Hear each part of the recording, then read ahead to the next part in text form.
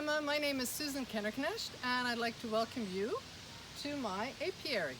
So today I'm going to go through an inspection with you, and first I'm going to talk about the location of my apiary, which is in a suburb of Montreal. It's in our backyard, and so some of the pros are the fact that I can actually see the apiary right from my kitchen window, which is great. There's lots of beautiful forage around my backyard and the neighborhood, lots of fruit trees in the neighborhood, a lot of vegetable gardens, a lot of perennial flowers. There's lots of stuff blooming now: rudbeckia, echinacea, the borage just finished, the sedum is coming, the clematis are out, I've got lots of squash, hemerocallis. Anyway, lots of good forage, so that's a pro.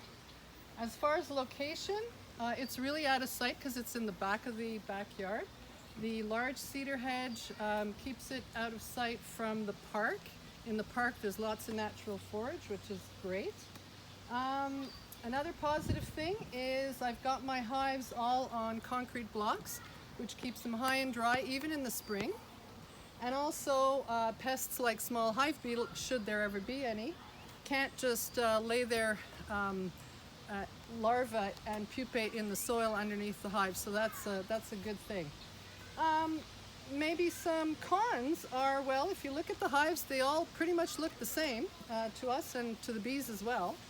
And so unfortunately that would increase the chances of drifting between hives, which could share diseases and infections, and also robbing of a weaker hive. As you can see on the far right, I've got, it's actually split from this year, which is actually weaker hive, so I've got an entrance reducer. However, having said all that, I'm going to today inspect the third hive from the left, so it's the one just to the right of the black walnut tree. And talking about the black walnut tree, one of the other cons is that I often bash my head on that branch when I'm doing my inspection, but such is life. As you know, I'm wearing gloves and a full bee suit because I am allergic to these things, and of course I've got my EpiPen with me all the time. Safety first. So come on over, let's have a look at a closer look at the hive. So my husband is going to come towards me because he's standing right now in the flight path. Yeah, you can go in the back, that's great. Okay, he's going into the apiary from the other side, which is fine. So okay, what I'm going to do is first of all, I would like him to zoom in on right here, the landing board of the hive. So this hive is called Baby Shark because she is a swarm that I caught last 2019, June the 22nd, when Virginie, my first hive, swarmed while I was in the backyard gardening. So thank goodness I saw her swarm. I caught the swarm 30 feet up in a juniper tree, and here's Baby Shark. So she is an overwintered swarm. And so if I look at the landing board right now, it's right now is July the 21st. It's about 4:30 in the afternoon, and it's about 27 degrees, so a nice warm day, calm wind, a little bit of clouds. So I've got a lot of activity coming in. Oh, I just saw a bee come in there with pollen on her legs. Here's a drone. I've got some nice activity. I've got foragers still going out. Got more coming in than going out at this point.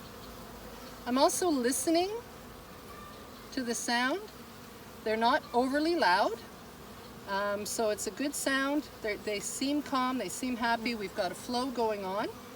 And I'm also smelling to see if I smell any foul odors. I certainly don't. I smell nothing right now, but sometimes I get a little whiff of honey. So I've got nice activity. I notice that this hive brings in pollen in the morning, usually before 10 o'clock. In the afternoon, probably water and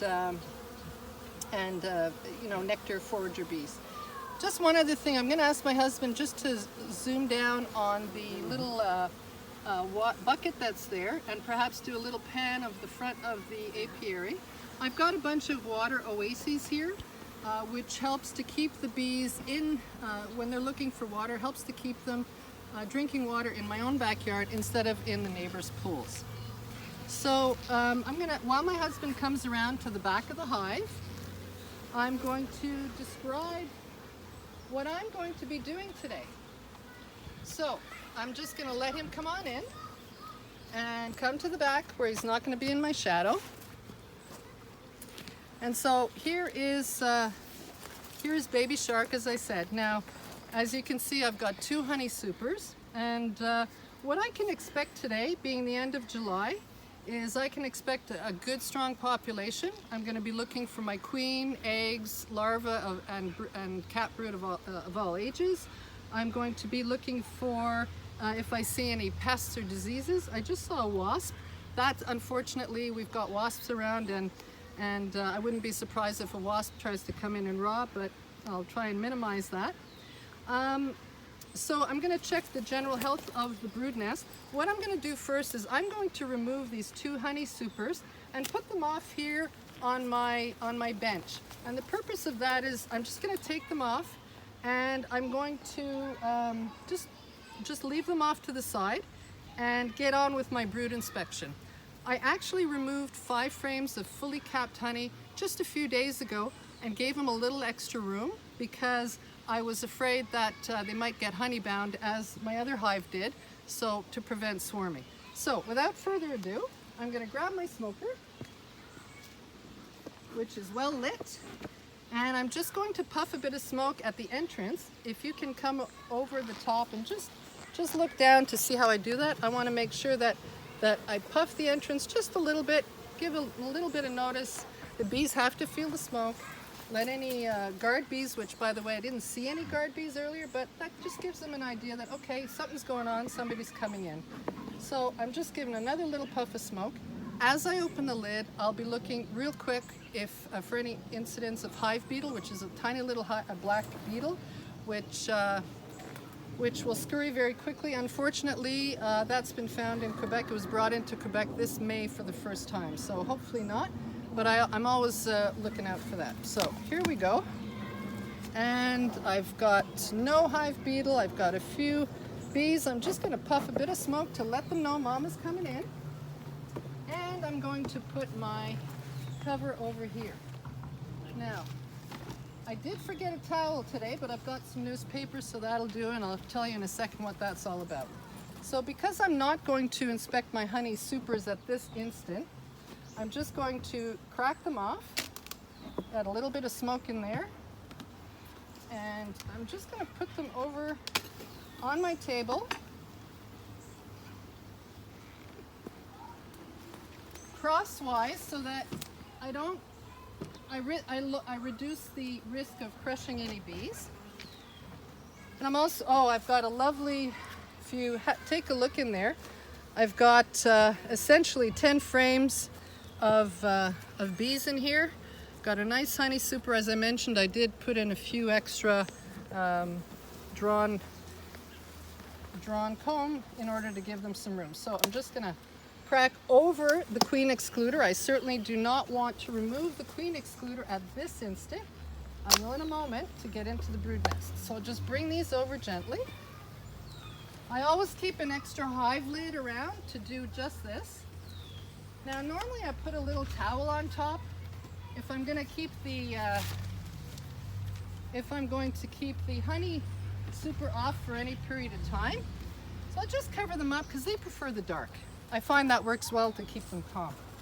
So now I've got a fabulous population going on here. Give them a little bit of smoke, get them down into the nest, and then I'll remove the queen excluder. So what I'll be looking for, as I mentioned, I'll be looking for eggs and cased, so male, female, queen of all ages, looking at the general health of the hive. So I just want to make sure my queen is not on here, and she is not.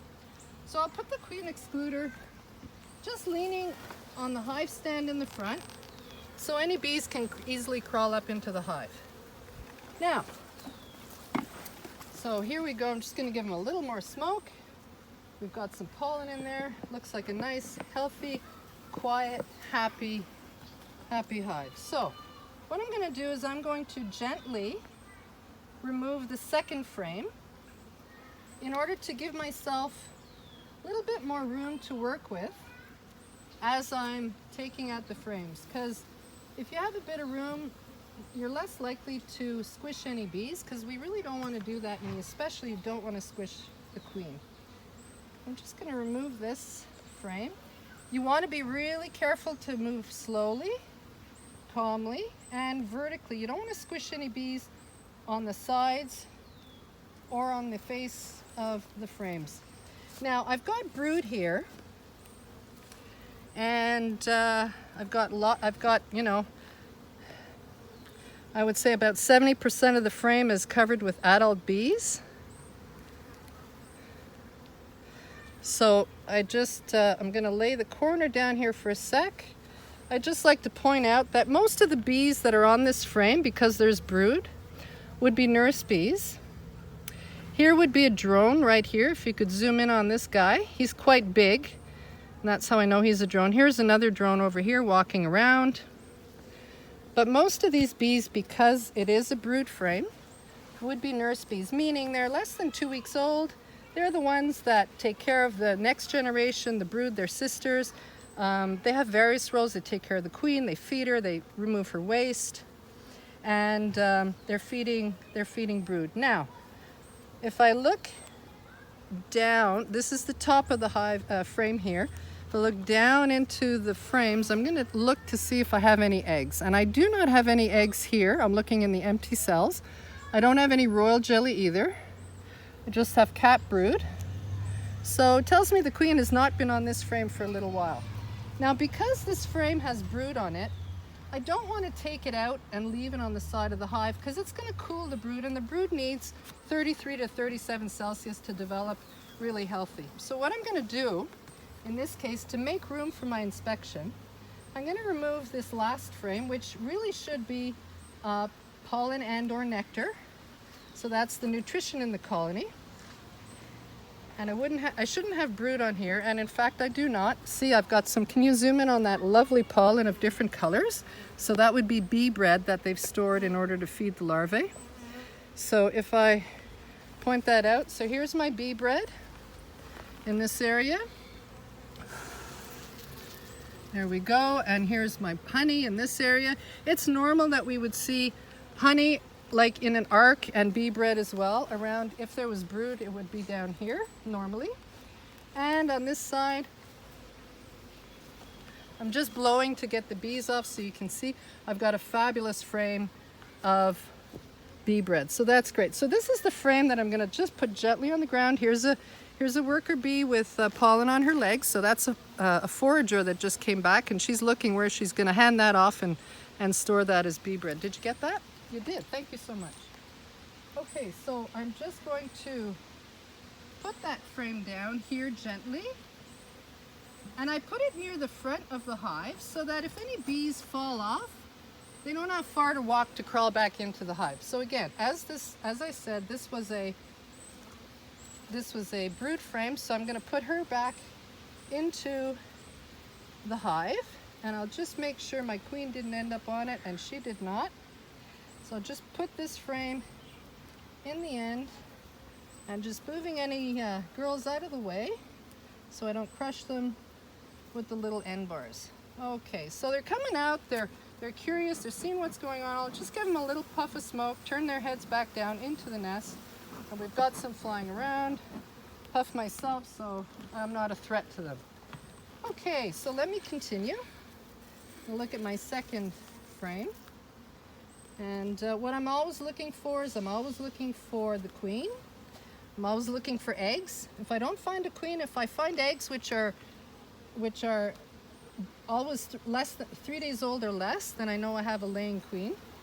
But I'm on the lookout for all these things. So here I've got another beautiful frame of brood, 90% covered with nurse bees.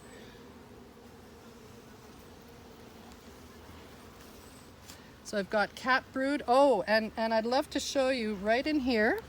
Oh, can you see that? I've got larvae in the upper left quadrant of the frame. I've got larvae that would be, yeah, I'm holding the frame so it's hard to show you.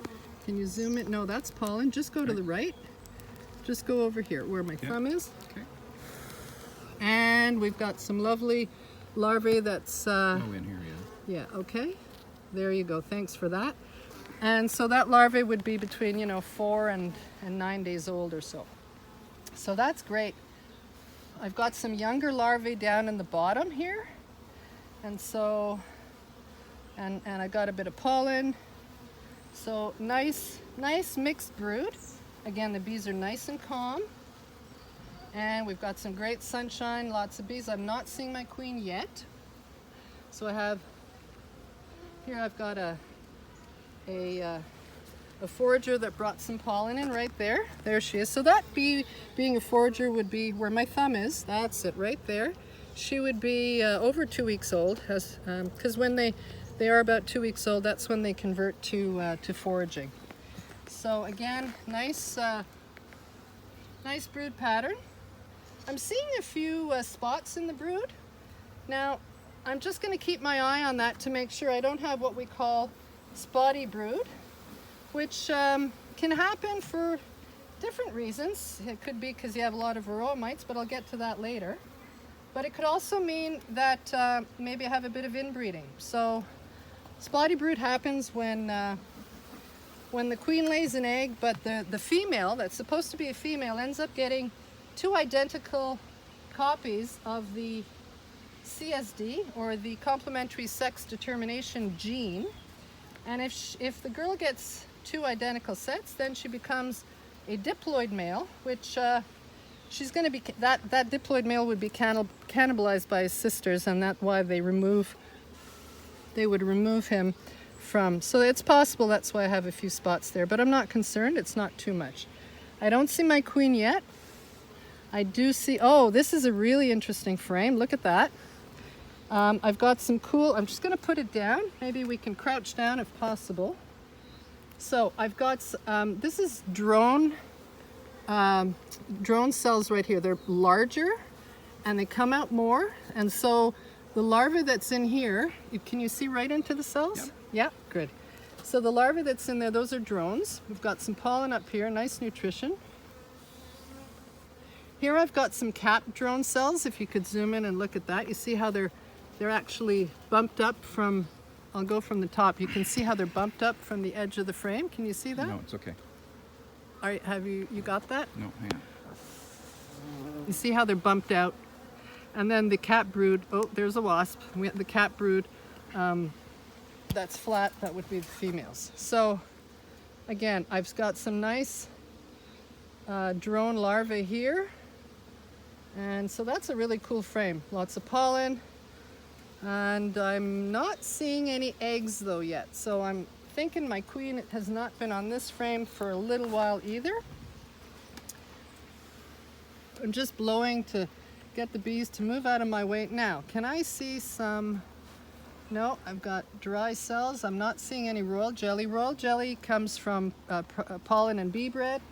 And they would be putting royal jelly into the cells in order for the larvae to eat. I'm just going to keep looking through to see, hopefully find my queen and find my eggs, and determine whether or not this is a queen-right colony, although the population looks really lovely right now. For this time of year, it's a really good population. It's where I would expect it to be. The stores look pretty good so far. I probably have more honey on this end of the hive because they tend to put honey on the outside of the brood nest and then pollen closer and around the brood nest. Wow, look at this frame. This is a gorgeous frame. If you can just pan that, that's a beautiful frame of cap brood.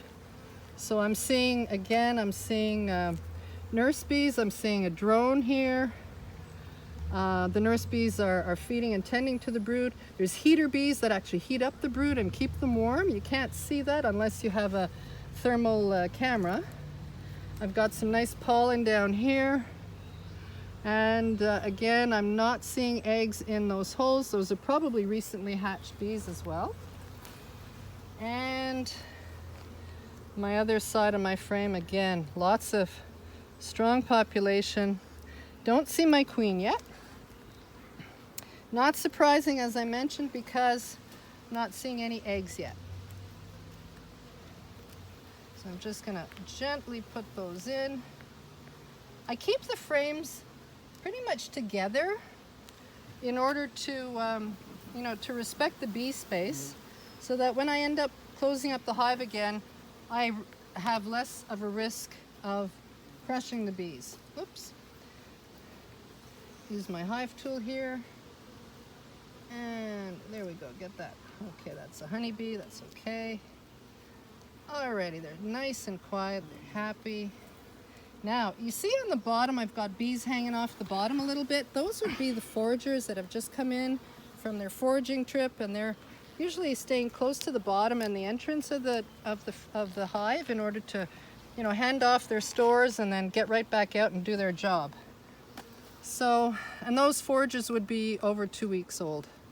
So I'm looking across my frame from the top, looking down into my cells, and want to see if I see some eggs in here. Let me get the sun really at my back, and if I do, I'll let my husband know. I do not see the queen on this frame yet, and I'm not seeing eggs. I do have some lovely drone brood here again. Now, it is quite a lot of drone brood, and there's a wasp, so I'm gonna get rid of that wasp. And okay, he took off by himself. No, he didn't. I'm just gonna squish that wasp, get him out of there. We don't want wasps. Okay, so let me come back. Healthy population. I see a lot of drone. It's not too much. Probably 10-ish% right now. Not too concerned about that. Certainly don't need a lot of drone at this time of year. Generally more in the spring when they go out and fertilize virgin queens. So I'm just gonna put that back. And okay, where is our little girl hiding today? Where is our queen hiding? Put a little smoke, keep them down in the nest, keeping that brood nice and warm. And come on, girls, out of the way. Don't want to squish anybody. Oops, move that a little bit too far over. There we go. All right, and out we come. Lift it straight up, nice and gentle. Nice and gentle. And so, let's see. Okay, I've got some younger larvae here, and I do have, do I see some eggs in here? Let's see. Oh, it's a little too shiny now. That's crazy. I have some nice royal jelly. Okay, let's see. And do I have eggs in here? Yes, I've got some eggs in here. So let's try and zoom in. Okay, where are they? Okay, so let me, it's right where the bees are, right on top. Okay. Okay, so really where my thumb is, in these cells just in front of my thumb. Oh, now we're casting a shadow, of course. Can you see my thumb? Yeah. Okay. Oh yeah, they're the eggs. You're looking from the side. Can you see that on the camera? Are those eggs or those? Well, don't make any comment.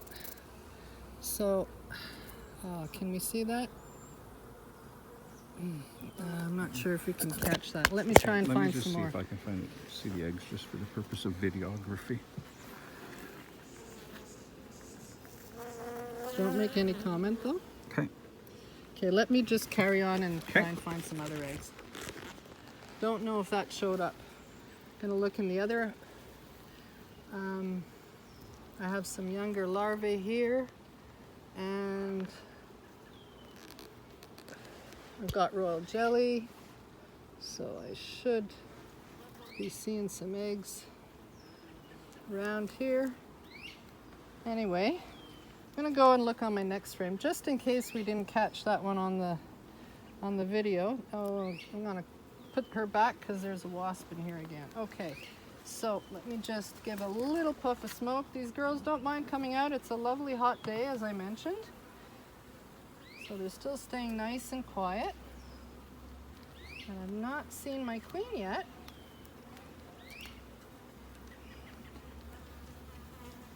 Okie dokie, so let's go. Let's see what frame number 7, lucky 7? Lucky 7. Let's see if Lucky 7 will, look, we've got some foragers with pollen. So we certainly have lots of activity and lots of nutrients coming in for the hive. And take a quick peek. Oh, here's my queen. Here she is. Beautiful. So I did mark her. She is a virgin queen from this spring. I'm just going to point her out. Pretty obvious. She's got a blue mark. Okay, we got her on the video. Now what I'm going to do is, in order to proceed with my inspection, I really don't want to hurt my queen. So what I'm going to do is I'm going to put her in a little cage while I finish my inspection. And oops, she's walking around, a little bit hard to catch. Get her in the cage and get her with a few of her retinue. Okay, she's in there now. And so I'm doing that. I'm caging her. And yep, she's in there. I'm caging her so that I don't accidentally injure her while I'm moving frames around. So now that I've got my queen cage here, if you could zoom in, you see how all the bees are climbing all over her. They love her. They want to keep her safe. They're looking to see if they can get to her and feed her. But right now, I'll just leave her in there for a few minutes while I try and find some more eggs. Now, since she was on this frame, I'm hoping I can find some eggs. Now, she was on the back side of number 7, Lucky 7. And I do see, hang on. Wow. Let's see now. Do I see? Gotta find those eggs. Yes, okay, so, okay, now, I'm gonna try and, without disturbing the bees too much, I'm just gonna puff the sides so that I can hold the frame, because I don't want to crush bees and get stung. And so, I'm gonna hold this up into the sun. Now, where were they? Okay, so you see where the comb is a little darker in the center, but it's got a yellow background. I've got some royal jelly in there, and I do have eggs. Now, I'm going to, with one hand, I'm going to point out the cell. Maybe rest it on the tree. One side. You know what? Let's crouch down. I'm going to rest it on the hive. Okay. And if you can crouch down, maybe behind me, that's great. Okay, without and where casting. are the eggs? I'll show you where the eggs are. Hang on. Oh, actually, there's a nurse bee provisioning this cell, which is a really good indication that she's feeding an egg. So I'm just going to let her do her job. I'm just going to wait a moment. And you see that she's in there. And what she's doing is she's feeding royal jelly to that egg. And they're going to feed royal jelly for the first few days to develop a worker bee. And if for some reason they had to develop a queen bee, that would be for the duration of being uncapped, so up to 9 days. Now that bee, she's, and here's another one feeding this egg, and here's another one feeding this egg. So this is beautiful. The nurse bees are busy little bees, as we say. But now I really want to get a shot of my eggs. And, okay, maybe I'll just move her on her way. Oh, she wants nothing of it. She knows the job and she can't be stopped. So if you can focus in on this area, I've got eggs in here. In this shadow. It's a little hard. Hang on, whereabouts? In this area right here. I'm gonna try and... There, okay, I've got one. You got one? Oh, okay. There. Okay. You just walked across it. Okay, don't But make it's any on the comment. video. It's on the video. Okay, good. Thank you so much. Okay, great. Now, after all that, I'm not surprised to see my queen on this on frame number 7, because I had very mature brood, and generally, the younger the brood, eggs, etc., that's where your queen has last been. So as you can see, speaking of the queen, she's just absolutely being protected underneath. And now that I've seen the queen, I can say that this is definitely a queen right hive. I have not seen, I'm going to talk about actually diseases and infections in just a second, but I'm going to get these, this frame back in, and then I just want to pull the next frame to check the nutrition of my hive, nutrition being the level of honey and pollen. As we saw, the very first frame that's down on the ground has lots of nice pollen on it and a bit of honey. And I just want to make sure that we have enough honey in the brood nest on these last couple of frames. And then what I'll do is close this up and start talking a little bit about some of the things that I might see in the hive that would need some attention. And that would be diseases, infections, pests and viruses, and varroa mite. Okay, so we've got beautiful honey here. You got a nice shot of that. Uncapped and capped. We're good. Okay, thank you. And we're getting a little bit of honey on the other side. So that's great. And I can look down in here, and I don't know if you could just zoom down in there if you can see that I've got a nice frame of honey in there as well. You can see the upper right corner. It's actually capped honey. So without further ado, I'm just going to put this frame back, move my frames over, put my last frame in, always really nice and gentle. We do not want to squish any bees. And get them, okay, that's good. Now, I'm just going to give them a puff of smoke along the edges, which is where they're most likely going to get pinched if that were the case. So I'm just going to put my hive tool down in here and gently push the frames together. Just get out of there and make sure that I'm not hurting any bees along the way. We don't want to do that. And a little bit of smoke. Okay, another little puff. Okay, that's great. Now I have lots of room to put my first frame in. And just a little puff on the handle again so I don't sting myself.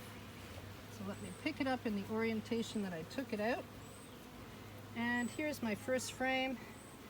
And lovely, that's the right orientation. Put this frame back in. So of course that had most of the pollen on it. So very happy with the brood nest. I have a queen right colony. She looks good. Now, before I close up the brood nest, I am going to release my queen. I'm just gonna give them a bit of smoke so that they go in. And if you want to come on that side, or I don't know where you're going, but yeah, so I'm going to release my queen now. And by simply opening up my little queen cage, and she was on the 7th frame, 10, 9, 8, 7. So I'm going to put her back where she was so that she can continue her work. A little bit hard to open with the glove on, but we'll get it. There we go. Okay, and she just popped out. I just saw her go down, right down in there. She wasted no time. Take that. I'm just going to smoke this because there's queen pheromone on it right now, and I just don't want my bees to hang around me. So, okay, a little puff of smoke. We're going to get that queen excluder back on, and then I'm going to spend a couple of minutes talking about, as I said, diseases, viruses, varroa mites, because I get a lot of questions from non-beekeepers and beekeepers about, you know, they hear things like colony collapse disorder, and they go, well, what are some of the things that affect that? So I'm just scooting the bees out of the way. I don't want to crush any of them. Okay, girls, there we go. Good. Okay, I've got a piece of grass. Take that out. Now, my honey supers look calm and quiet, so let me just get to the diseases. So basically, I did not see any evidence of diseases or bad things or even varroa mites in my hives. So, you know, the worst bacterial disease that we might find is something called American foul brood, and that is absolutely horrible. The spores live over 40 years. They'll decimate your colony. It's a highly infectious bacterial disease. The larvae gets really goopy and brown, and if you take a toothpick, that's why I always keep toothpicks with me, and you pull out the larvae, it makes like this long stringy mucousy goop. It can smell bad. The cappings, the brood cappings would be sunken, and if it really evolves, then the larvae desiccates, and then what you find in the bottom is a really hard black scale, which is really tough to get out. So that's American foul brood. We might also have European foul brood, which can look similar. It's also kind of a goopy brown larva, not as ropey as the American foul brood, not as, it doesn't last for as long. Sorry, the spores don't live as long. A pest would be the small hive beetle that I mentioned to you when I opened up the hive, and that's a tiny black beetle which essentially, it's about a third the size of a honeybee. It'll go in, lay eggs in corners and in the honey, and it'll totally spoil your honey by fermenting it, and it'll be totally unusable. So that's a bummer, especially if you're keeping bees for honey. Another thing would be a fungal infection, which would be chalk brood. And chalk brood is what it is. It's the brood actually turns to, it essentially looks like a piece of chalk, the larvae in the bottom of your cell. It's not super detrimental to your hive. If I had a whole frame of chalk brood, I'd remove the frame, but if I saw one or two, not a big concern. And finally, sac brood. Sac brood is, again, similar, sunken dark cappings. In sac brood, you're going to have the heads of the larvae are shrunken, also brown larvae, and they'd be kind of sticking up.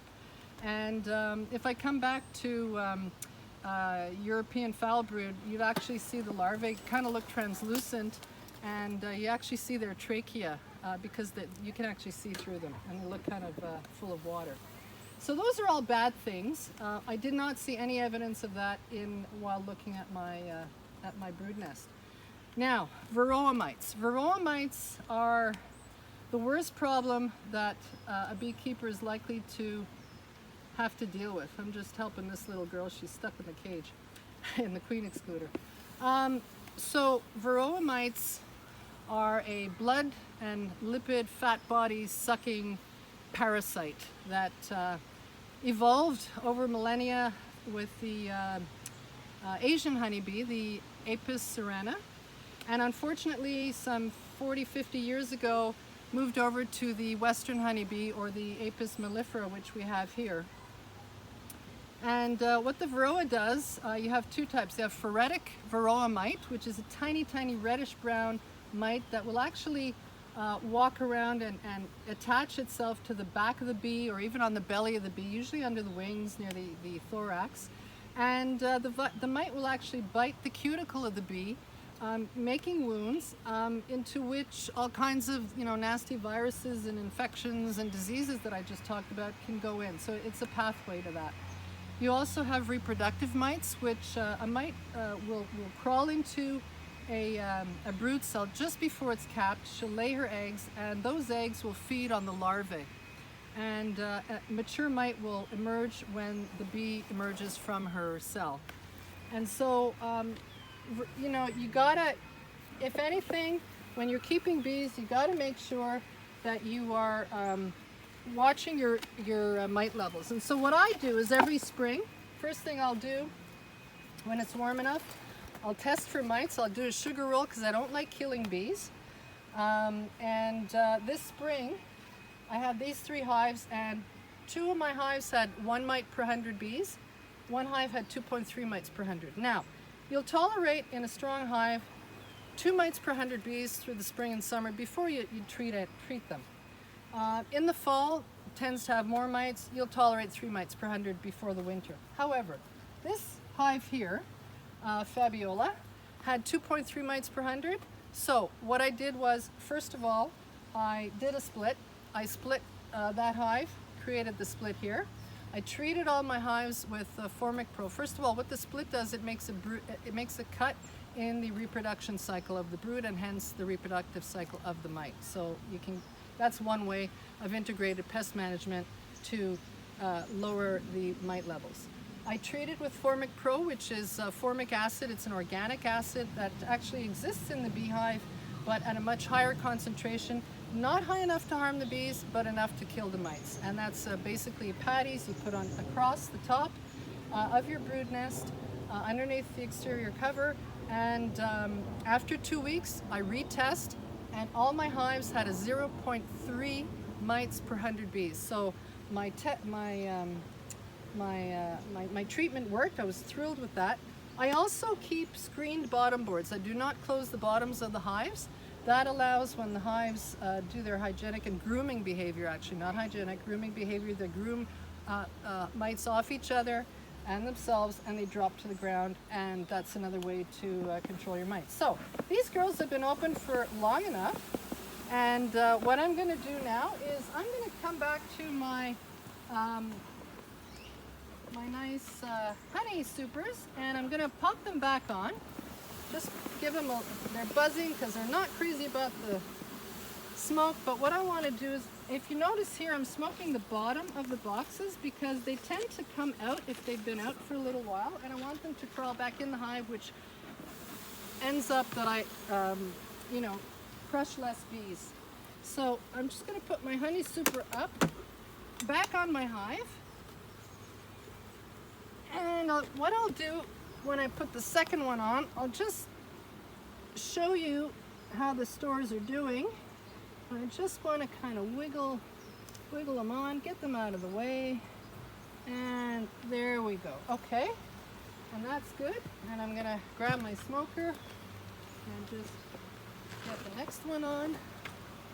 And I think my husband is shielding his eyes from the sun. No, I have a question. You have a question, yes. Am I allowed to ask a question? Sure, you can ask a question. What Go is ahead. integrated pest management? What is integrated pest management? You know, while you're putting the honey supers back on. Sure, so thanks. That is a great question. So it is a technical term in beekeeping, and integrated pest management means that you don't just rely on chemicals to treat varroa mites. You do different things. So for example, you integrate management of the varroa mite. Another thing that you can do, before I mentioned earlier that there were a lot of drone brood. So let's say I just did a test and I had over 2 mites per 100.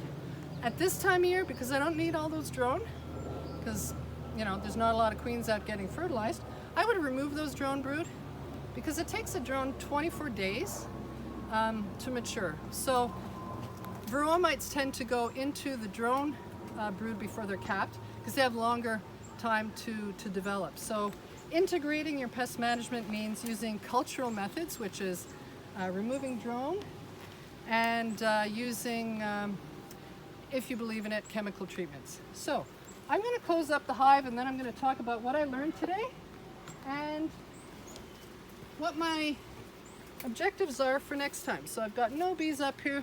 Get that wasp out. And there we go. Okay, so my hive is closed, safe and sound. I'm really happy. What I learned today is I have a queen right hive. My pollen and honey stores are great for this time of year. I've got a healthy brood. I've got all different ages of brood. I've got no evidence of any diseases or pests. I know I have a low mite count because my last inspection 2 weeks ago, as I said, I still had 0.3 mites. What I do is I didn't just do the spring test, but I test every 4 weeks. And speaking about timing, in the spring, I'm not sure if I mentioned it at the beginning, in the spring I'll inspect my hives on a weekly basis as the population is really increasing, and especially if we've got a good flow going on, I want to make sure they have enough room and that they're developing well, and give them more space when needed. During the summer, like at this point, I'll go down to inspecting them every 2 weeks or so. So that's what I've learned today. I've got a lovely, strong, healthy hive, really happy. And for next time, what I'm going to be looking at, because it is late July, I'm going to be looking at my honey stores to see if I need to do any honey extraction, harvesting any honey. I'm always going to be looking for the health of my brood, adults and babies, as I did today. And I'm also going to be doing another mite test. I will do a sugar roll, but if I have any doubt, I will use the Varroa Easy Check. It's not a plug, but it's a great way to check your mites. And that's about it. So unless you have any other questions, thank you so much for joining me on today's inspection. Really love to have you along. And I wish you a great summer, and we'll see you next time. Bye.